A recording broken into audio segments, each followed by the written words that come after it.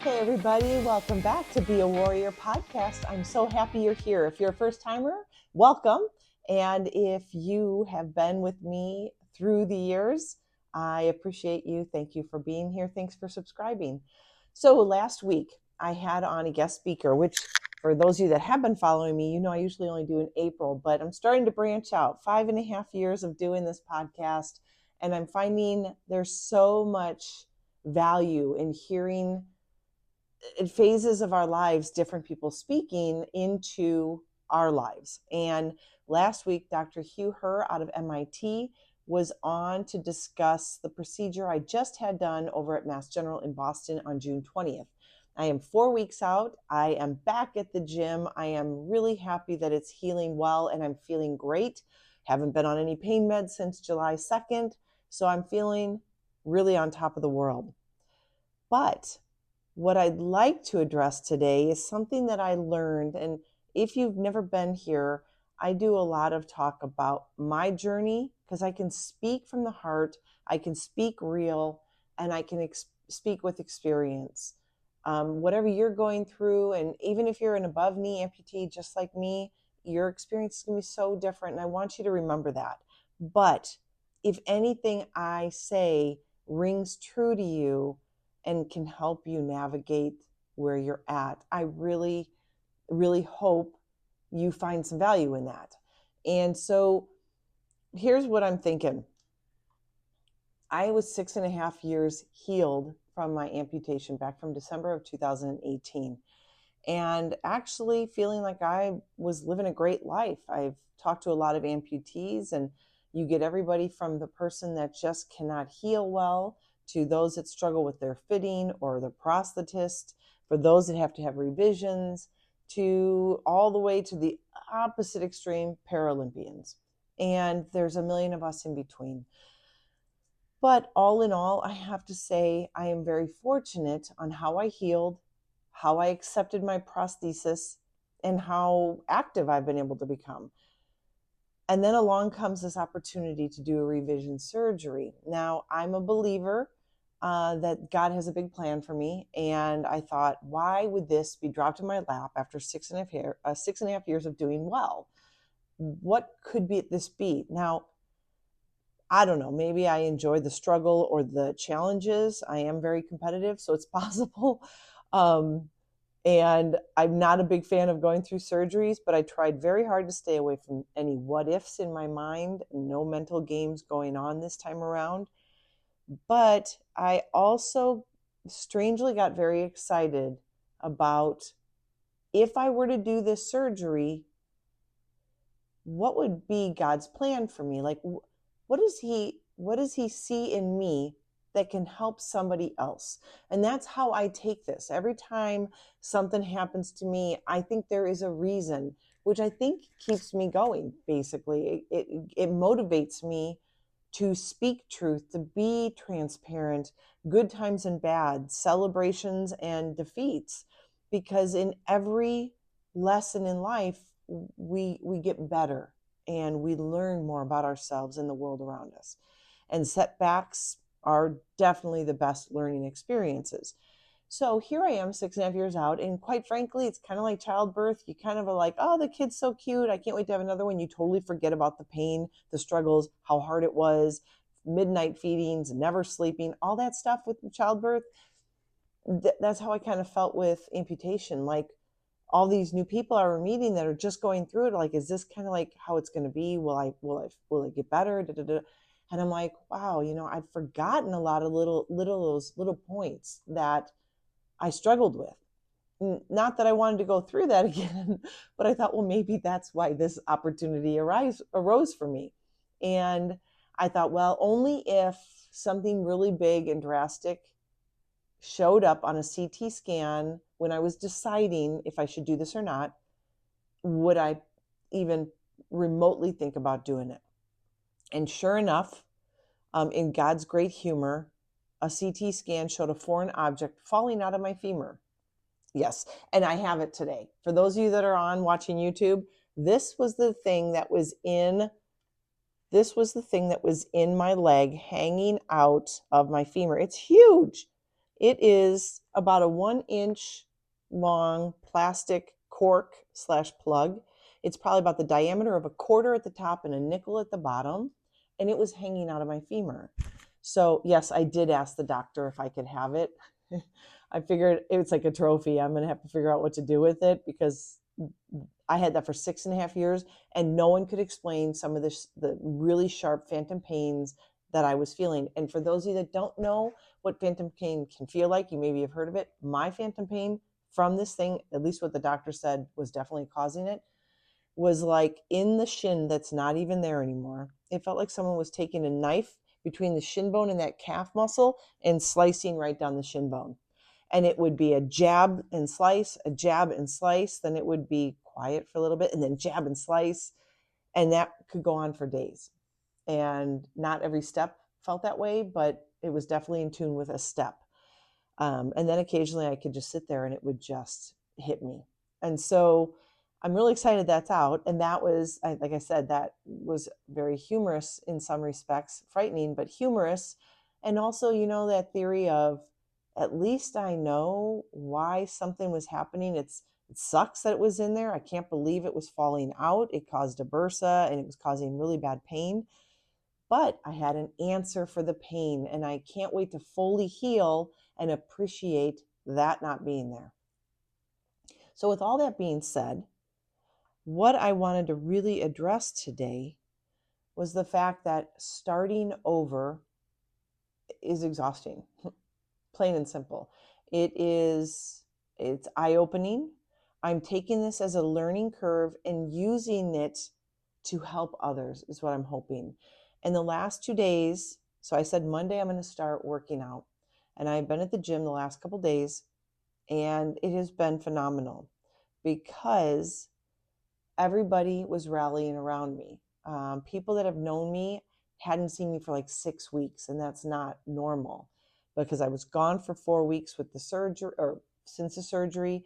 And about 2 weeks before that, actually, it was probably more like 8 weeks since I'd been to the gym because once it was booked, they're like, please don't get sick because you're flying all this way from Arizona to Boston for this surgery, and rescheduling would be a nightmare. And I thought, well, don't go to the gym where everybody is sharing germs. So I literally stayed away from the gym like 2 to 3 weeks before I even went for my surgery. And here I am now. I got through it, didn't get sick. I was even worried about the plane. Everything was good, but I'm back. And seeing the people I hadn't seen, them like the accountability, right? Like, where have you been? We've missed you. Looking good. What happened? Tell us about it. So I've been telling the story, which normally I don't like to do when I go to the gym. I like to stay focused because I have an agenda for the day. But this week is different. This time is for community. And that is what this is about today. It's a community. I know a lot of you out there listening are struggling. I know you are pent up in your house, your apartment, whatever. You may not have a great support system at home or any, except for maybe a pet that's there for you and that gives you some emotional support. It is tough when you are using crutches to get around and you really can't go and do anything because your hands are busy with crutches. You're on one leg. You don't want to fall because you don't want to start back or have a broken bone, God forbid. And you are stuck in your home. I know some of you are struggling with other injuries that make even using walkers and crutches impossible because shoulder issues are having a problem. Or, God forbid, your sound limb, something with your hip or your knee is not good and you're struggling with using the one leg you do have. This podcast is for you because, quite frankly, what I have noticed in the last 2 days is even with a great support system. My husband has been phenomenal and they're 100%, which he could have easily been like, I don't want you to do this again because what happens if this happens, or it's going to be hard for everybody. You're going to be out. We're going to have to do this. We got the dogs.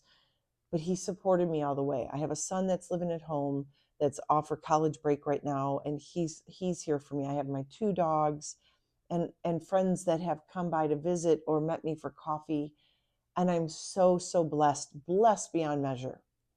But we were meant to be together. We are meant to be social. Even if you're an introvert, you were meant to be in community. And I cannot stress that enough. As I'm healing and I'm back at ground zero again, and really with the revision I had plus the Amy procedure, as the prosthetist out in Boston told me, he goes, "You're starting over. This is like you had a brand new, like you just got amputated." And he's right, because you got the swelling, you got the pain. My whole leg was reconstructed. There was bone taken off and stuff taken out, um, and tissue redistributed, and muscles were stitched up, and screws were put in. And I'm a hot mess down there right now, but it's so easy to get caught up in that pain and the struggles while you're healing that we forget that the best outlet for us as human beings is to be together one way or another. Even if people come over, even if you're on the phone with someone and talking with someone. And like I said, I'm so super blessed to have wonderful friends. I had a lunch yesterday for 4 hours with a dear friend I hadn't seen since last Christmas. And we just talked about everything that happened in the last like 8 months. And it was so amazing and so good for the heart and the soul. Going to the gym, there were people going, "Do you want me to get that?" Because, I'm on crutches and I'm trying to lift 25 or 35 pound, plates with a crutch is really, really hard without knocking your own crutch out of your way. And so people were rallying around. Just let me know. I mean, they were literally watching me just to make sure I had everything I needed where I needed it. And people invested in my story and wanting to know what had happened. And I am a true believer that the more we talk about our story, the more we can heal, especially if you're struggling with your story and how it came about. I elected my amputation 6.5 years ago. I elected for this revision and Amy procedure, but that doesn't make it any different than someone else. We all got something cut off. We all drastically changed. We are all having to accept it. We're all having to adjust, adapt, and rise up from what we went through, whether it was traumatic, physically traumatic as an accident, or emotionally traumatic because of disease, or if it was just years of surgeries and the trauma that went through being on pain meds for multiple years and in so much pain trying to heal. It doesn't matter. But we all need one another. We were not meant to go through life alone. We were not meant to go through joys alone, or sorrows alone, or pain alone. So there's enough alone time for us amputees. I tell people I talk to all the time that nighttime is the worst, because you're already feeling phantom sensations or phantom pains. And through the day, with sunlight and airplanes and dogs and TV and things, outside sounds, everything that goes on can distract you. But at nighttime, when everything's turned off, your phone is off, your TV's off, the lights turned down, and you're laying there, even if you're laying with your spouse, it is so quiet and it is so alone. And if you're hurting in that moment, that's tough. That's character building right there. If you ask me, that is when we actually build a lot of our character as amputees, is when we are fighting something silent that no one else can understand, that hasn't gone through it, and you can't explain it, and nobody's around to actually talk to. So you've got that already going against you at night. Don't do that to yourself during the day, okay? It's okay. And it's interesting because one of the ladies I was talking to at the gym today, ironically, we were talking about how, as women, I know the people that I've talked to, the women that I've talked to, most of us are moms and wives. And we are so used to having the job of caretaker, someone who is emotional support for people, getting the house picked up, cleaned up. Some of us are paying the bills, whatever it is you do. And a lot of the people that I've met, yeah, they may have a job too, but as women, that is a lot of our roles. I've been a mom. I still am a mom, but they're older now, don't need me like they used to. But I am also a wife, And I have certain things that as a Christian wife, I want to make sure I'm doing for my husband for all the work he does and all the sacrifices he's made. And, you know, we don't like asking for help because one, I'm used to doing everything on my own. I do it all on my own. I do not ask for help. For me, it was always a sign of weakness or just, just not being able to do it. And so I was talking to the lady today and saying it's humbling, but it has to happen. In this situation, it's amazing how many people want to help. They see it, they want to be asked, they want to be a part of it. They're intrigued by the story, and they're intrigued by people that really fight for what they want. And so here I am at the gym talking about asking for help. And I did have one lady help me move one of the benches around so I could do the hip thrusts, because there's no way with one leg. I have a hard time with my prosthesis on moving one of those big, huge benches around. But to do it with one leg and crutches, that's almost near impossible. And so she actually helped me.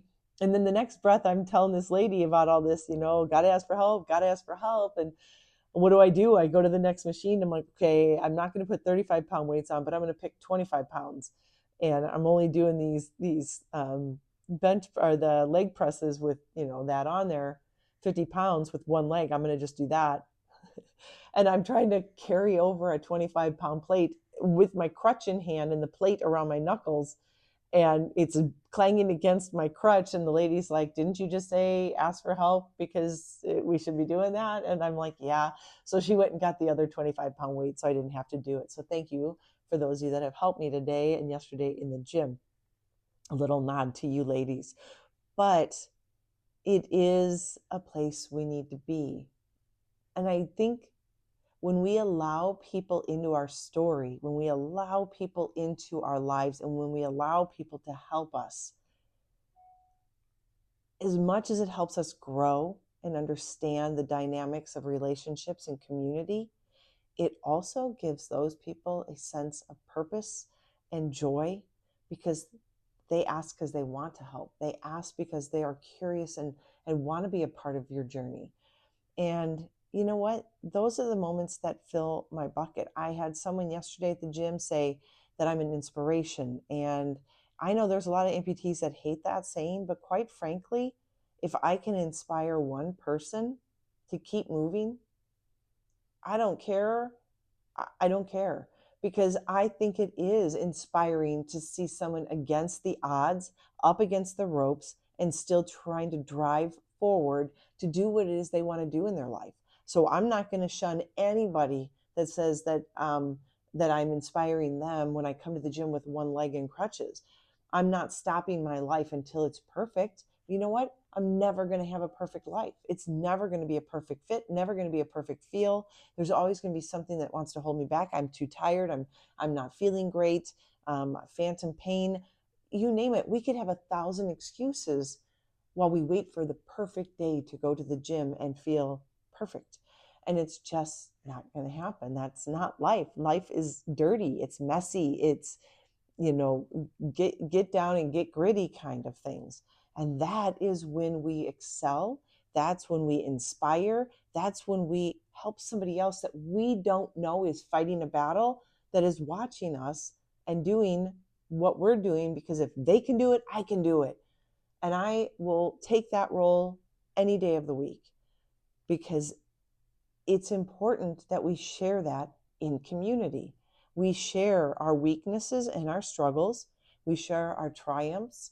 We share all the things that we go through in hopes to make the world a better place, at least our world, our piece of the world. And that's just kind of what it is. So, I know this is kind of a twofold thing, but it really is meant to motivate you. If you are at home right now and you're struggling, and I get it, I think I'm extremely blessed, like I said, to be able to, 4 weeks after surgery, have my sutures removed and my PT say, okay, you can get casted. I didn't even ask him, can I go to the gym? I'm like, I'm going to the gym.